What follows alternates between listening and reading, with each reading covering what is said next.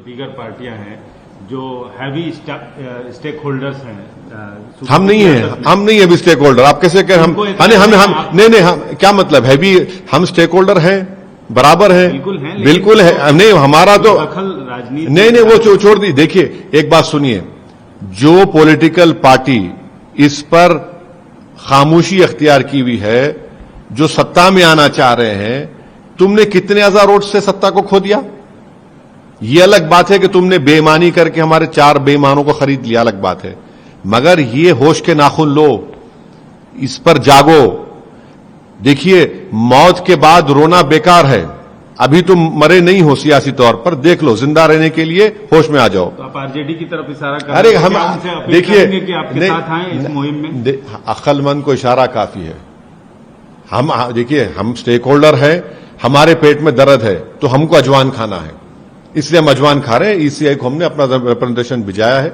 हम उम्मीद करते हैं कि ऑनरेबल इलेक्शन कमिश्नर हमारे रिप्रेजेंटेशन को देखेंगे, पढ़ेंगे, हमारे कंसर्न्स को एड्रेस करेंगे, क्योंकि जब ये डेमोक्रेसी का एक बहुत बड़ा फेस्टिवल है और मेरा हथियार तो वोटर है ना, जब हथियार ही नहीं होगा तो कौन कैसे जीतेगा बताइए, चाहे कोई पॉलिटिकल पार्टी हो। अच्छा, लगे हाथ जब ये भी हम जानना चाहेंगे कि सीमांचल से बाहर निकल के आप चुनाव लड़ेंगे, क्योंकि अभी तक देखिए अभी तक हमारे प्रदेश अध्यक्ष अख्तरुल ईमान साहब ने ये कोशिश कर रहे हैं कि बीजेपी को सत्ता में आने से एनडीए को रोका जाए, इसलिए उन्होंने मुख्तलिफ पॉलिटिकल पार्टीज के, उन्होंने मुझसे जो कहा है, कह रहा हूं, उन्होंने बात की है। अब उनको समझ में आता है नहीं आता अलग बात है, मगर जहां तक हमारी पार्टी का मामला है, हम अपना चुनाव पूरी ताकत के साथ लड़ेंगे।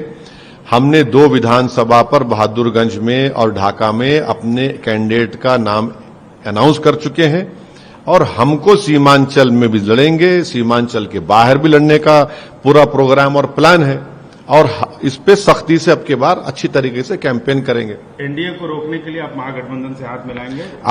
अख्तरुल ईमान साहब ये कोशिश कर रहे हैं, जो हमारे बिहार के अध्यक्ष हैं। लोग जानते नहीं हैं कि 5 साल पहले भी मैंने कोशिश की थी, इनके 2 बड़े बड़े सांसद को जाकर उस पुरानी पार्लियामेंट की बिल्डिंग के सेंट्रल हॉल में मैंने उनसे जाकर कहा था। अब अभी भी अख्तरुल ईमान साहब कोशिश कर रहे हैं कि हम भी नहीं चाहते कि भाजपा या एनडीए जीते वहां से। अब ये उनके ऊपर है, ये उनके ऊपर मुनस्सिर है, वो फैसला आजाद अपना फैसला लेने के हकदार हैं, हम अपनी पार्टी के हक में फैसला तैयार हैं। हम देखिए हम तो इलेक्शन लड़ेंगे, चाहे अकेले लड़े चाहे महागठबंधन के साथ लड़े, ये नहीं मालूम ना। देखिए अख्तरुल ईमान साहब जो कोशिश कर रहे हैं वो कितने कामयाब होते नहीं होते, मगर वो तो कोशिश कर रहे हैं पार्टी की तरफ से, देखिए क्या होता है।